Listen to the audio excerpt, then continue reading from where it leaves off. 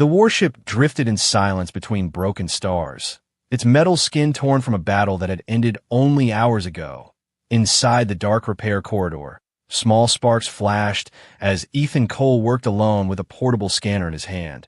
He was just a human systems technician, nothing special on paper, assigned to assist the alien fleet after their fragile alliance began.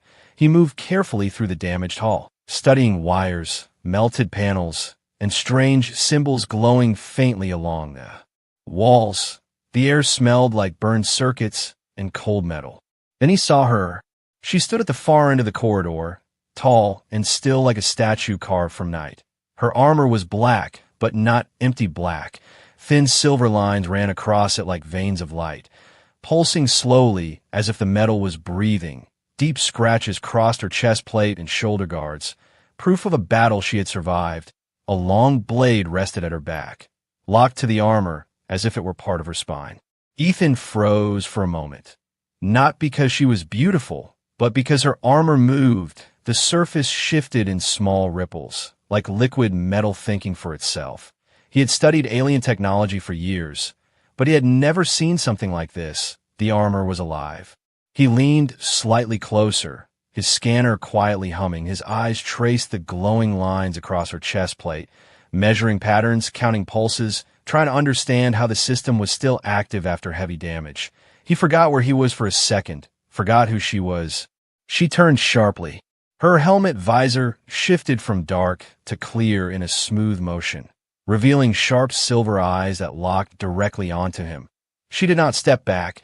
She did not look surprised. Instead, she tilted her head slightly, studying him the way a predator studies movement in tall grass.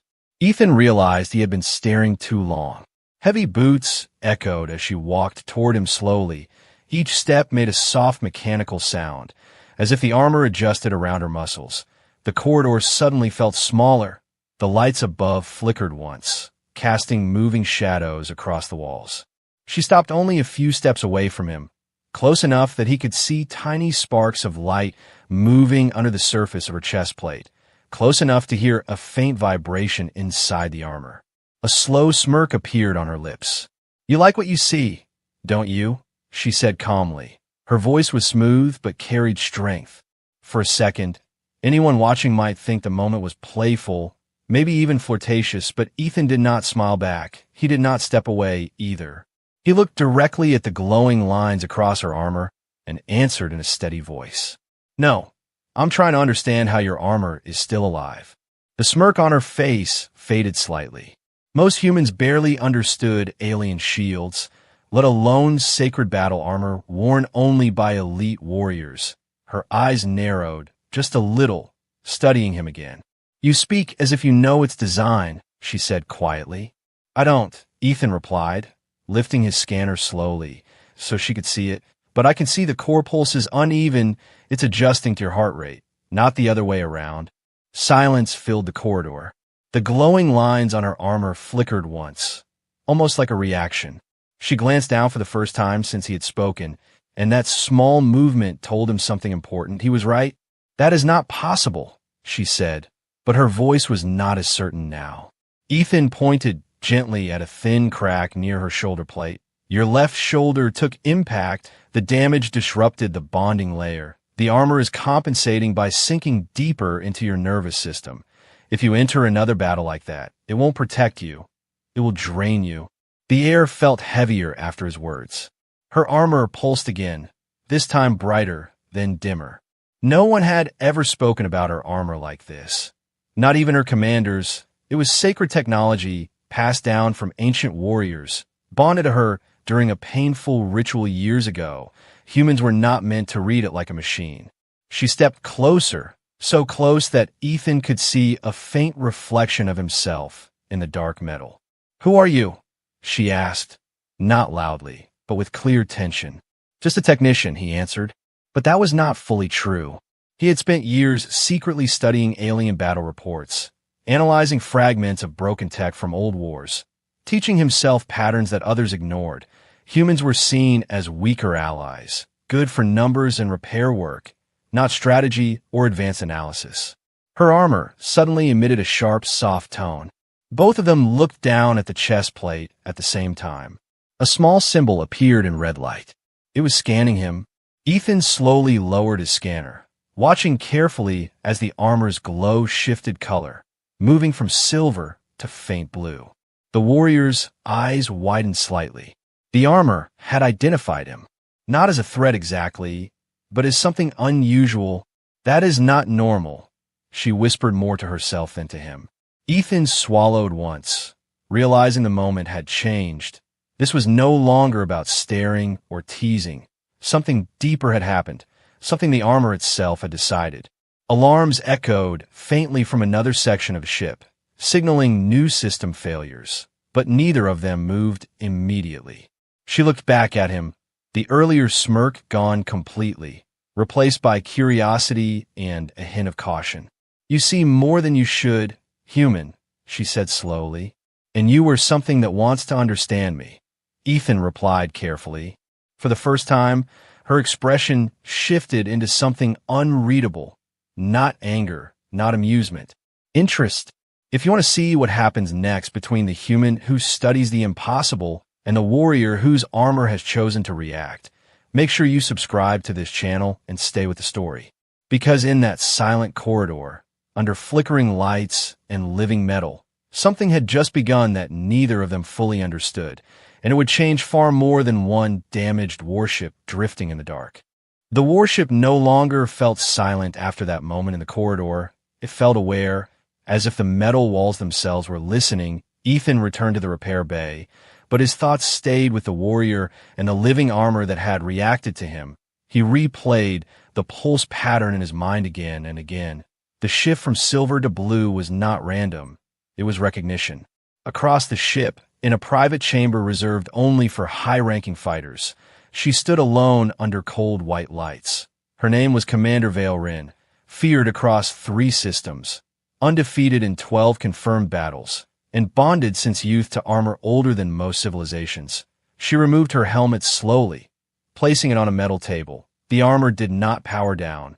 It never truly powered down. Thin lines of light continued moving across her body like breathing veins, rising, falling, adjusting, watching. She stepped toward a mirror panel on the wall and observed the faint crack near her left shoulder where Ethan had pointed. It was small, almost invisible, but the glow around it flickered unevenly. He had been right. "That is not possible," she whispered again, but this time the words felt weaker. The armor responded with a soft vibration against her skin, almost like a pulse answering her doubt. It tightened slightly around her ribs, then loosened, recalibrating itself. This armor was not built. It was grown, ancient alien biometal shaped by law of science. Bonded to a warrior through pain and blood, it fed from neural signals, strength, emotion. It protected, it adapted, it punished weakness. And now it had reacted to a human. In another section of the ship, Ethan accessed old Alliance files on his terminal, pretending to check power conduits while secretly analyzing combat data from Valerin's last battle. He zoomed in on her movement patterns, on the way the armor's glow intensified before each strike. It was predictive, not reactive. It anticipated damage seconds before impact. But during the last engagement, something strange had happened. The armor's glow had stuttered for less than a second before a plasma blast hit her shoulder. A delay, a hesitation. Living systems did not hesitate unless confused. Footsteps echoed behind him. He closed the file instantly, switching screens to generic repair charts. When he turned, Valerin stood in the doorway of the repair bay, helmet in hand, eyes sharp and unreadable. "You study battle logs that are not assigned to you," she said calmly. "I study damage patterns," Ethan answered without standing. "Your armor had a delay before impact in the last fight." Her gaze hardened slightly. "You speak as if you witnessed it." "I didn't need to," he replied, finally standing now. "The data shows everything." Silence stretched between them again. The armor along her arms shifted softly, plates sliding over one another with quiet mechanical grace. The glowing lines brightened near her collarbone, then dimmed again. It was reacting, not to danger, not to aggression. To him, Valerin felt it clearly now. the subtle tightening around her spine whenever he spoke, the faint warmth spreading through the chest plate when he stepped closer. It was not discomfort, it was adjustment. "You think it breathes," she said slowly, testing him. "It does," Ethan answered without hesitation. "Not air, not like us, but energy. It draws from your nervous system and feeds back protection, but it also learns, it reacts to new signals. And you are a new signal," she finished quietly. Her armor pulsed once, brighter than before. At that exact moment, the lights in the repair bay flickered violently. A wave of system interference rolled through the ship. Monitors flashed red. Warning alarms began to echo through the corridors. "External scan detected unknown vessel," a ship AI voice announced.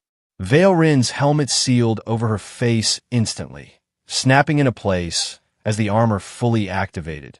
The glow intensified along her limbs, energy building rapidly. Ethan felt the vibration in the floor as weapon systems powered up. "This ship cannot handle another fight," he said quickly, glancing at damage reports. "Your shields are at 40%. Valerin turned toward the exit without answering, but her armor hesitated. Just for a second, the glow shifted toward blue again, the same color it showed when scanning him earlier. She felt it. The armor was adjusting differently this time. It was not only syncing to her, it was reading him as well. That should not be possible. Outside the ship's viewports, a dark silhouette emerged from the debris field, its shape sharp and aggressive, engines burning cold green light. "Unknown faction," the AI confirmed. Valerin stepped into the corridor, Ethan following behind despite knowing he should not. "Return to your station," she ordered. "You will lose energy if you overdrive the armor with that crack still unstable," he warned. She stopped walking, turning slightly. "You assume I need your guidance." "I assume you want to survive," he replied simply. For a brief moment, her visor flickered transparent again, revealing eyes filled not with anger, but calculation. The armor pulsed stronger around her shoulder, compensating for stress, pulling deeper from her neural feed. Ethan could see small tremors in her hand, invisible to others but clear to him.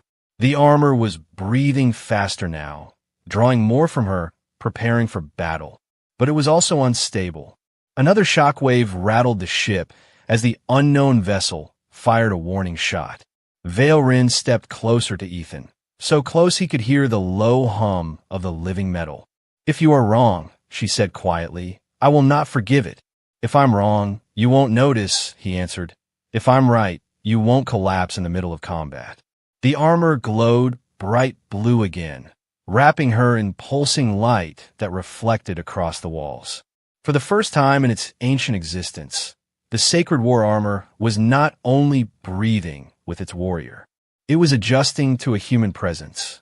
And somewhere deep within its living core, it was beginning to choose. The enemy vessel did not attack immediately.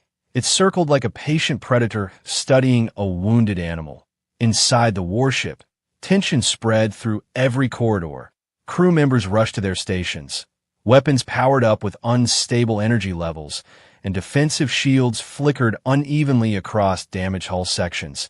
Ethan stood near the tactical console, watching numbers scroll faster than his eyes could follow. He felt fear, but it was controlled fear, the kind that sharpened his mind, instead of freezing it.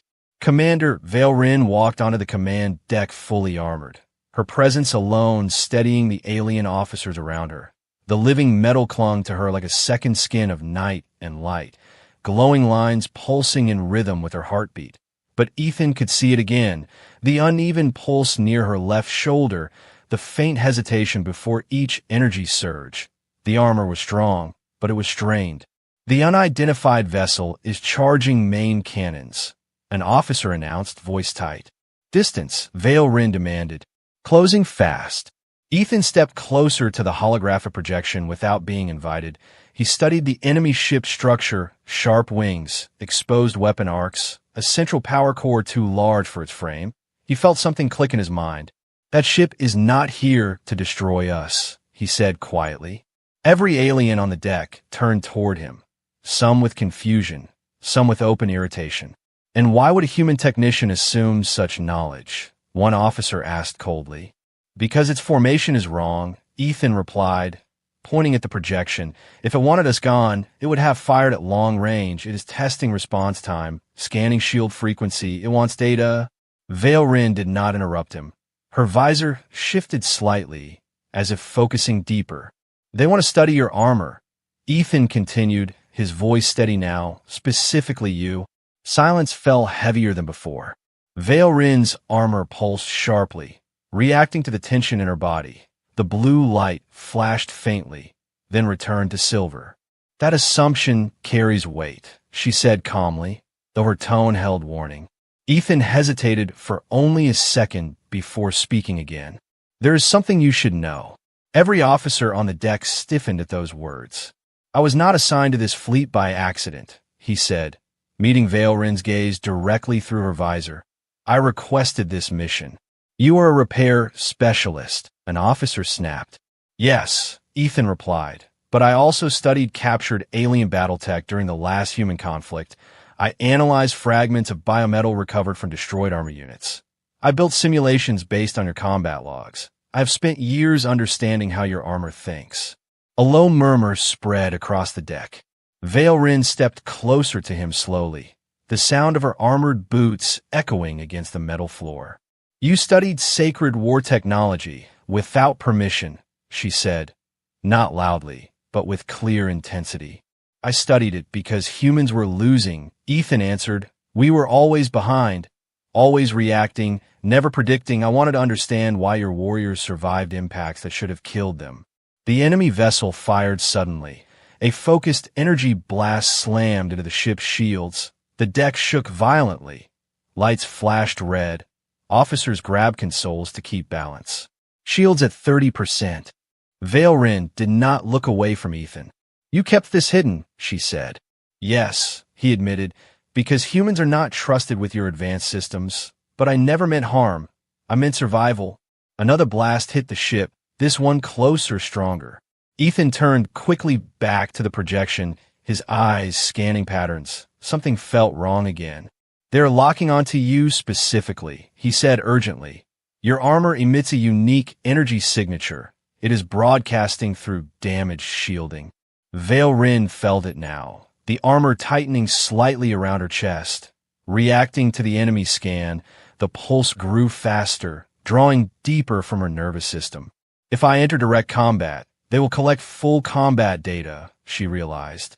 And if your shoulder fracture destabilizes during that data surge, the armor will override your neural limits, Ethan added quickly. It will protect itself before it protects you. Her eyes narrowed.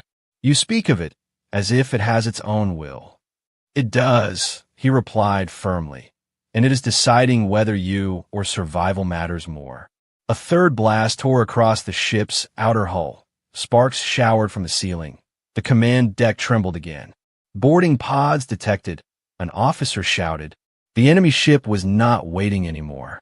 Vale Rin activated her blade, energy forming along its edge with a sharp blue flare. The armor flared brighter than ever before, responding to incoming threat. Ethan stepped in front of her slightly, surprising even himself. If you fight now at full output, the armor will overdraw from you, he said urgently. Let me adjust the sync frequency. You cannot interface with it, she warned. I don't need to interface, he replied quickly. I need to alter the ship's internal energy flow to reduce feedback through your bond. She hesitated for a fraction of a second, and that hesitation alone told the officers everything had changed between them. You have 60 seconds, she said finally. Ethan rushed toward a nearby console, fingers moving fast across alien controls he should not fully understand. But he did. He rerouted auxiliary power, dampened resonance waves, and lowered the ship's internal magnetic field slightly. Vale Rin felt it instantly. The armor's grip around her spine loosened. The pulse stabilized near her shoulder. The painful strain eased. Boarding pods slammed into the hull, metal tearing open with violent force. Enemy soldiers flooded into the corridor beyond the deck. Vale Rin stepped forward, blade raised, armor glowing steady and controlled now. She looked back at Ethan for only a brief second. "You are not only a technician," she said quietly. "No," he answered, breath heavy but eyes clear. "I'm the reason humans are still alive." The first enemy soldier broke through the command entrance. Vale Rin moved faster than sight, blade flashing, armor flowing with deadly grace. But this time it did not strain, it did not hesitate, it adapted smoothly. And as sparks and energy filled the air, as the warship shook from combat, one truth settled between them. The human had a secret, not strength, not advanced weapons, but understanding. And that understanding might be more dangerous than any armor in the galaxy. The boarding fight ended faster than anyone expected, but not without cost. Burn marks scarred the command deck walls. Broken armor pieces lay scattered across the floor, and the air still carried the sharp scent of discharged plasma. Commander Vale Rin stood in the center of it all, her blade dimming slowly as the last enemy soldier fell. The living armor around her body pulsed in controlled waves, steady and balanced. No longer erratic near the fractured shoulder, Ethan's adjustments had worked. That fact did not go unnoticed.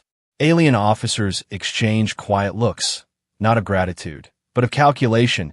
A human had interfered with sacred war technology. A human had altered internal ship systems without command authorization. A human had improved the stability of an elite warrior's bond. Respect had entered the room, but it was sharp and uncomfortable. Vale Rin removed her helmet slowly, revealing a calm face. Though her silver eyes held deeper thought than before, she looked at Ethan across the damaged deck, and this time there was no teasing smirk, no amusement, only quiet evaluation. "You stabilized the bond," she said clearly so others could hear. "Yes," Ethan answered, standing straight despite the tension around him.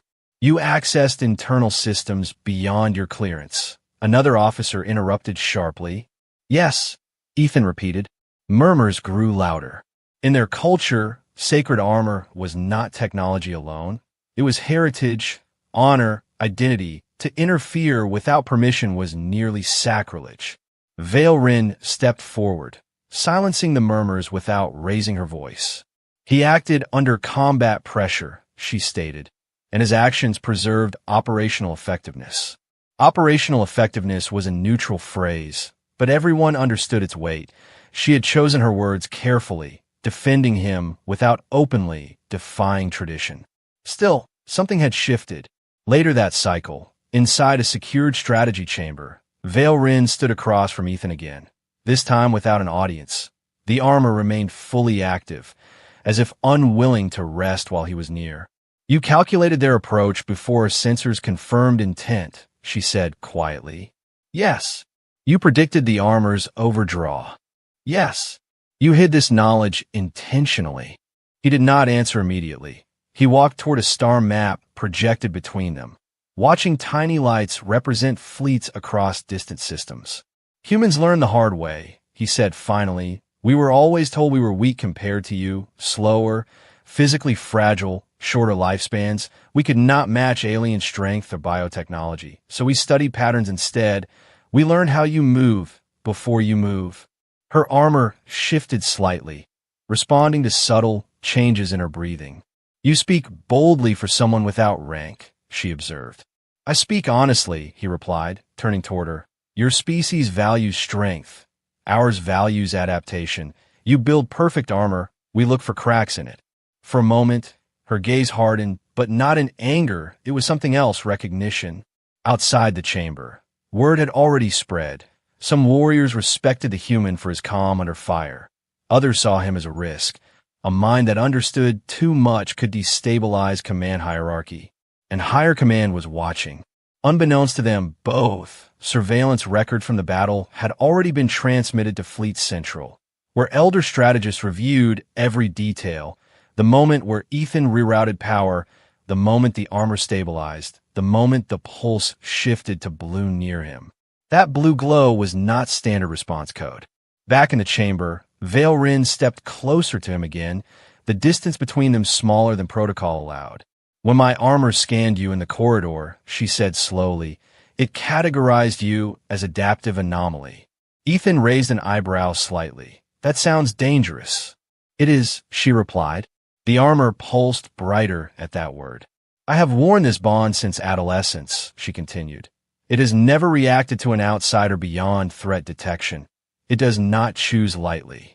Maybe it's curious, Ethan suggested carefully. Armor is not curious, she said firmly.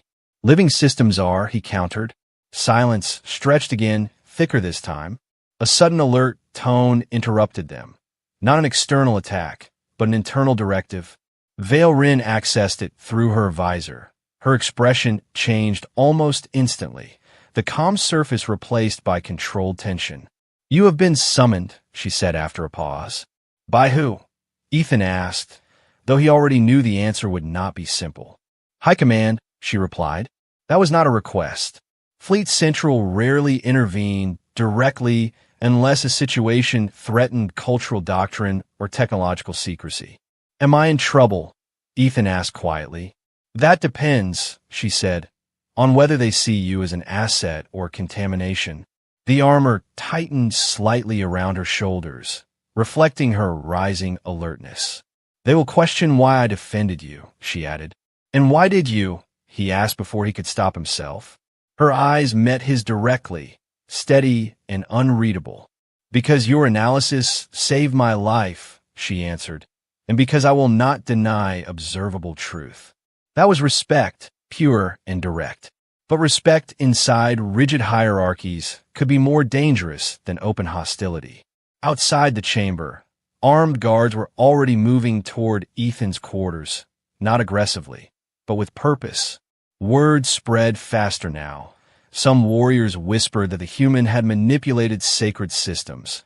Others claimed he had influenced the commander herself. Political tension formed quietly, like cracks under frozen ground. Vale Rin placed her helmet back over her head, the visor sealing with a soft hiss.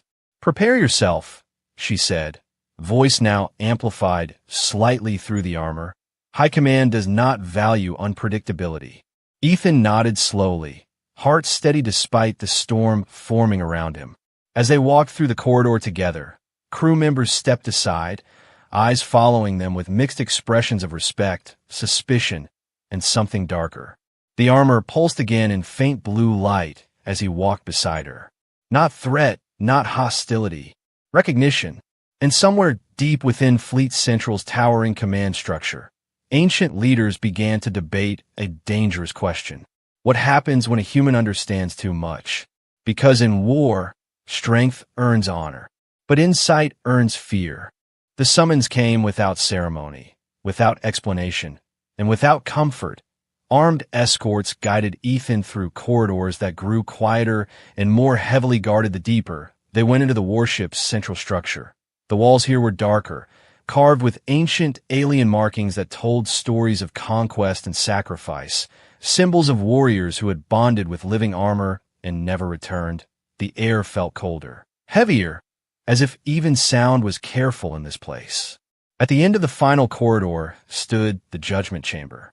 The doors opened slowly with a low mechanical rumble, revealing a vast circular hall illuminated by pale white light descending from a high, unseen ceiling.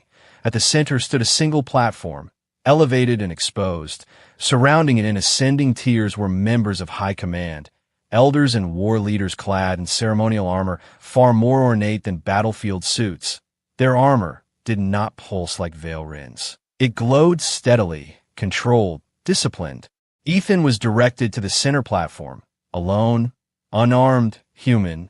Moments later, another entrance opened across the chamber. Commander Vale Rin stepped in, fully armored, blade sealed at her back.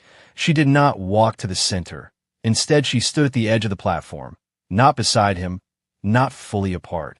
A voice echoed through the chamber, deep and resonant, amplified by unseen systems. Human Ethan Cole, you stand before High Command accused of unauthorized analysis of sacred war technology, unauthorized system interference, and cultural violation. The words were calm, but their weight was crushing. You are further suspected of attempting to manipulate bond resonance between warrior and armor, another elder added. Ethan kept his posture steady, even though every instinct told him he was far from safe. "Do you deny these actions?" the primary voice asked. "No," Ethan answered clearly, his voice echoing across the chamber. A ripple of low murmurs spread through the tiers, some shocked at his directness, some angered by it. "You admit to interference with technology not of your species." "Yes," he said again, "during combat." The chamber fell silent once more. Veilrin's armor pulsed faintly, almost imperceptibly, reacting to the tension building around them. "State your justification," the elder demanded. Ethan lifted his head slightly, eyes scanning the towering figures above him.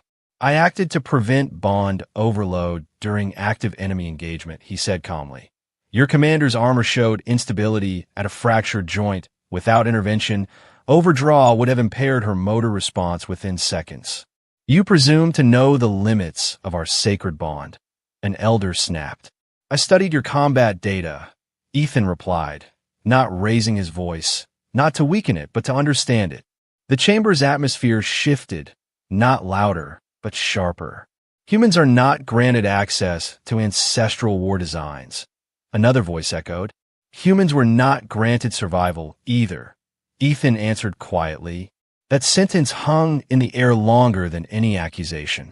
"You speak boldly," the primary elder observed. "I speak truthfully," Ethan responded. "We were allies in name, but never in trust.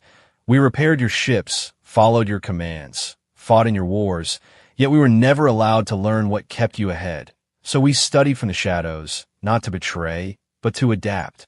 Veilrin's silver eyes, hidden behind her visor, remained fixed on him. "Adaptation does not grant permission," an elder declared. "No," Ethan agreed, "but it grants survival." A long silence followed, broken only by the faint hum of energy running through ceremonial armor across the chamber. Then the primary elder spoke again, slower now. "Commander Veilrin, you defended this human during combat. Do you confirm his claims?" She stepped forward one pace, the living armor responding instantly, glowing brighter under the chamber lights. "I confirm his analysis prevented bond destabilization," she stated clearly. "And you accept that he interfered with sacred systems," the elder pressed. "I accept that he preserved combat efficiency," she replied, choosing her words carefully once more. Murmurs rose again, stronger this time. Ethan could feel the chamber shifting toward a decision, not of simple punishment, but of example. The elders leaned toward one another, silent communication passing between them through subtle armor pulses and encrypted signals. Finally, the primary voice returned, colder than before. "Human Ethan Cole, your knowledge is dangerous." He did not argue that. "Dangerous knowledge can corrupt order," the elder continued, "or strengthen it." Another pause, heavier than the first. "Execution would remove uncertainty," an elder suggested bluntly. Veilrin's armor flared sharply at that word, a brief pulse of blue light cutting through the white glow of the chamber. Ethan did not move, did not plead, did not lower his eyes. However, the primary voice resumed. "Elimination of potential strategic advantage contradicts war doctrine." The tension sharpened further. "Therefore," the elder declared, "the human will not be executed." A wave of mixed reactions spread through the tiers, some relieved, some displeased. "He will instead undergo trial of proof." The chamber fell completely silent. Veilrin's posture stiffened slightly. "Define parameters," she requested. "Combat simulation within live response arena," the elder replied. "The human will demonstrate strategic capacity under direct threat conditions." Ethan felt his pulse quicken, but he kept his face composed. "If he succeeds," the elder continued, "his knowledge may be evaluated for integration. And if he fails," Veilrin asked quietly, "then his unpredictability will be deemed liability," the elder finished. No need to explain further what that meant. The chamber lights dimmed slightly as the decision locked into official record. Ethan looked at Veilrin for a brief moment, and even through her visor he could sense it. Not pity, not doubt. Concern. as armed escorts moved toward him again, guiding him away from the platform. The weight of what awaited settled heavily across his shoulders. The trial of proof was not symbolic. It was designed to break minds and expose weakness. And now, a human, who had dared to understand living armor, will be tested inside a system built to judge strength above all else. Respect had saved him from execution, but respect had also made him a target. Because in a society built on honor and tradition, nothing was more dangerous than a human who refused to bow. The arena of proof was not built for spectacle. It was built for exposure. Hidden weaknesses surfaced there, pride cracked there, warriors either rose sharper than before or disappeared into silence. The chamber was enormous, circular, and surrounded by tiered observation platforms where high command and elite fighters watched without emotion. The floor below was not solid metal, but a shifting tactical grid capable of changing terrain in seconds. Mountains could rise, gravity could tilt, walls could close, and enemy constructs could materialize without warning. It was not just a battlefield, it was a mind test disguised as combat. Ethan stood alone at the center of the grid, wearing only a standard neural band placed around his temple. No armor, no weapon, no enhancement. His role was not to fight physically. It was to command a simulated unit under live stress. But the pain feedback would be real, every failure would be felt, every mistake would punish his nervous system. Above him, Vale Rin stood among the observers, fully armored, silent. The living metal across her body pulsed faintly, not in aggression, not in fear, but in alert awareness. The blue undertone glimmered again as Ethan stepped forward. The primary elder's voice echoed across the arena. Human Ethan Cole, you will command a standard combat unit against adaptive hostile forces. You may not modify sacred technology. You may not override system safeguards. You may only use approved tactical inputs. In simple terms, they had limited him. The floor beneath Ethan shimmered and reformed into a ruined cityscape. Collapsed towers, narrow pathways, unstable structures, visibility reduced by artificial smoke drifting through broken streets. Across the battlefield, enemy constructs appeared, mechanical soldiers shaped from dark alloy, their movement unpredictable, their targeting algorithms aggressive and precise. Simulation begins, the Elder announced. Instantly, the enemy advanced. Ethan's assigned combat unit materialized beside him in holographic interface form. He was linked mentally to their command feed. He could see through their optics, feel their sensor readings, but he could not control their bodies directly. He had to think. The first instinct of many commanders in this arena was direct engagement. Overwhelm with force, test strength against strength. Ethan did not issue attack orders. Instead, he scanned the terrain quickly, noting unstable support beams, wind direction from the simulated smoke flow, reflection patterns in broken glass surfaces. Above, some observers shifted slightly, already confused by his lack of aggression. The enemy units split formation and flanked aggressively, cutting off direct escape paths. Engage, one alien commander muttered under his breath, expecting the human to panic. Ethan did something else entirely. He ordered 2 units to retreat deliberately, drawing the enemy deeper into the unstable center of the ruined city. He repositioned the remaining units along elevated structures that appeared structurally weak but strategically perfect. The enemy advanced, confident. Then Ethan triggered a chain reaction. He directed concentrated fire at a single structural column supporting a half-collapsed tower.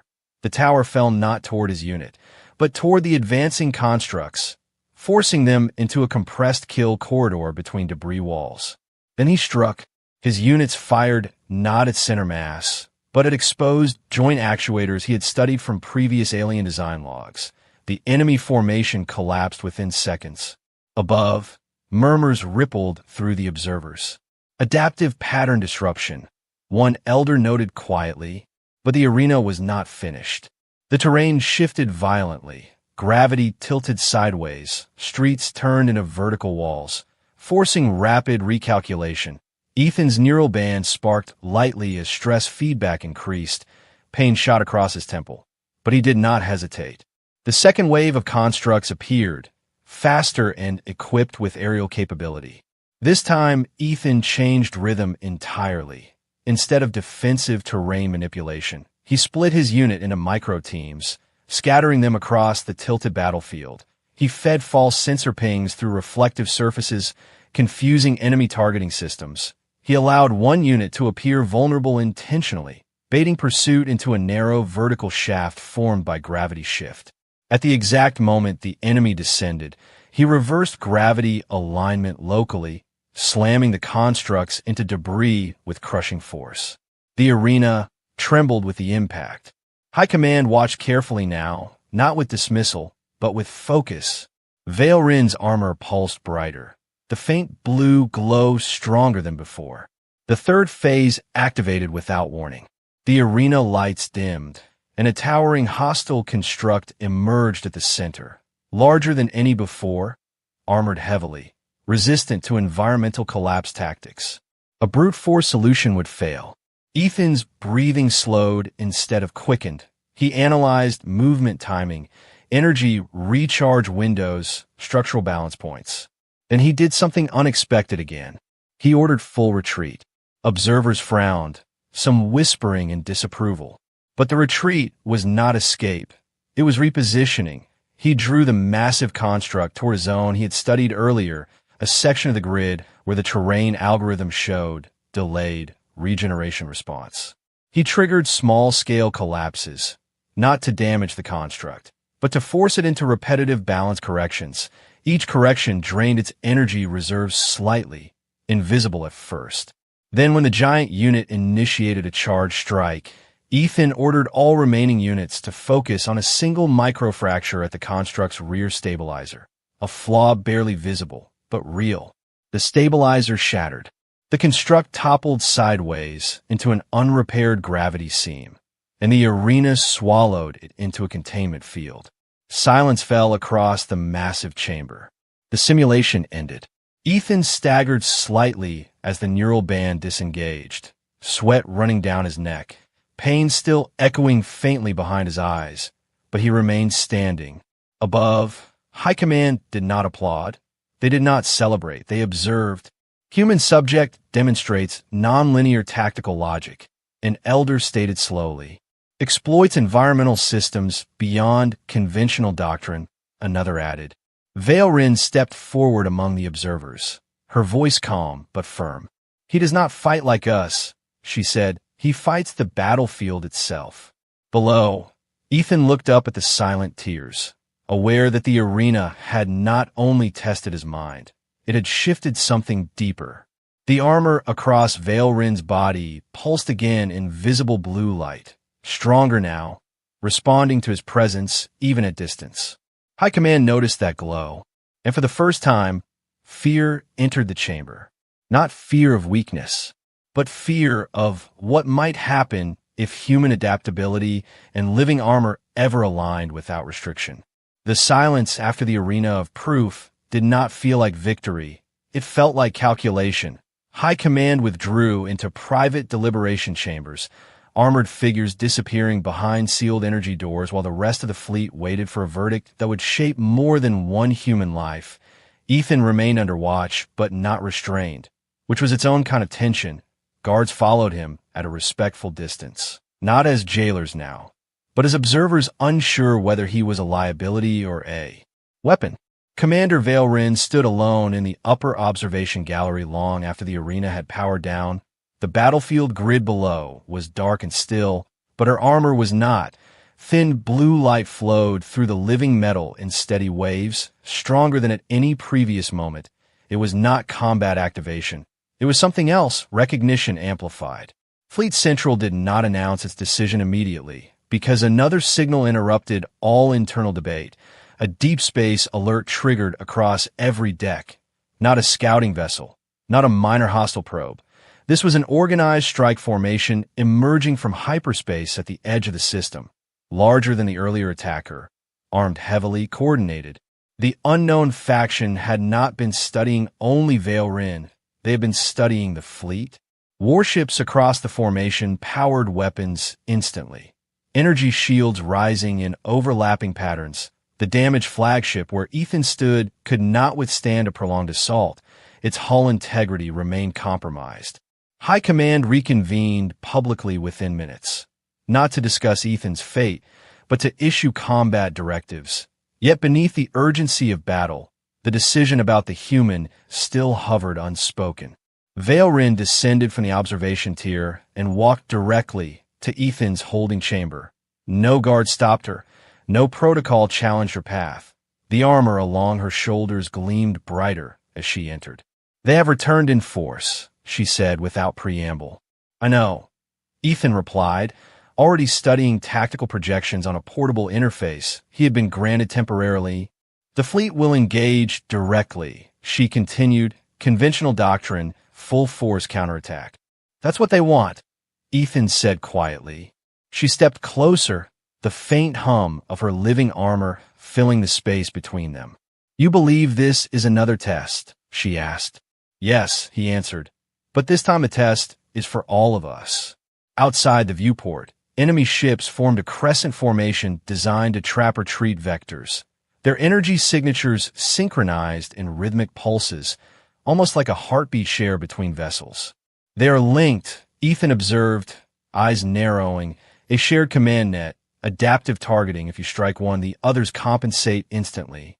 Valerin's armor reacted subtly, blue light pulsing in answer to his tone. "Then what would you suggest?" she asked, and this time it was not a challenge. It was trust. "Break the rhythm," he replied, "not with firepower, with disruption."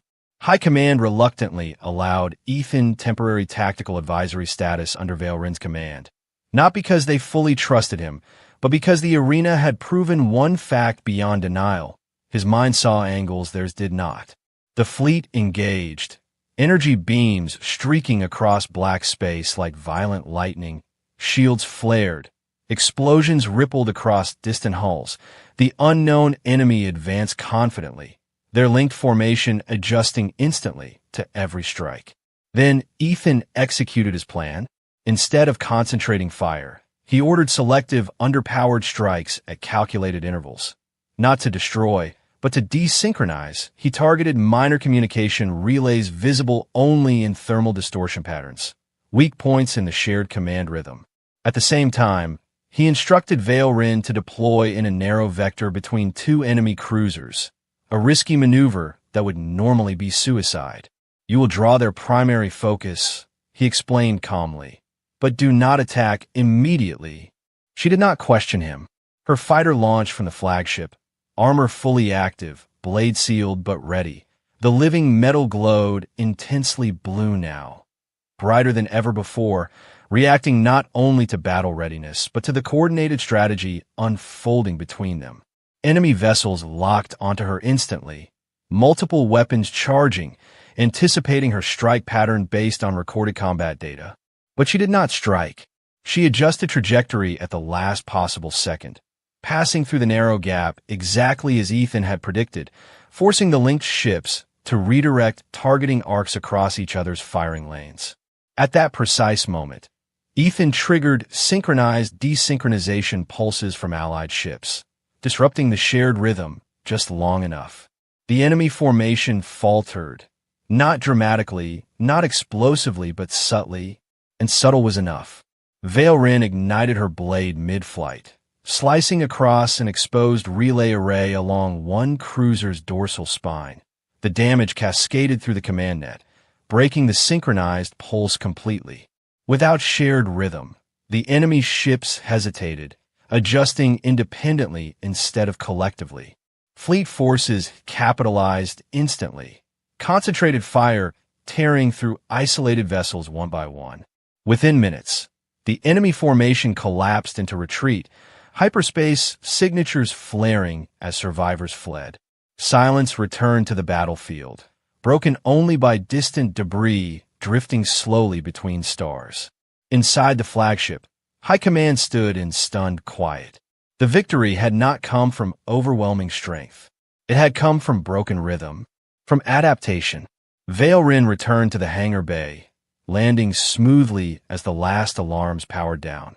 She stepped from her fighter, armor still glowing softly. Ethan waited near the docking platform, exhaustion visible but controlled.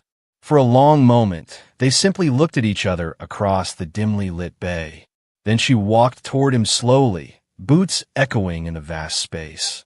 The blue glow across her armor faded gradually back to silver as she stopped in front of him. Her visor shifted transparent, revealing those sharp silver eyes once more. A familiar expression touched her lips. The smirk returned. "So," she said softly, "you like what you see now, don't you?" This time the words carried no teasing edge, no accusation, only acknowledgement. Ethan allowed himself a small smile, steady and calm. "I like what we built," he replied. Around them, crew members watched in silence, not with suspicion now, but with something new, respect that had survived fear. High Command would never fully relax around a human mind like his, but they could no longer deny its value.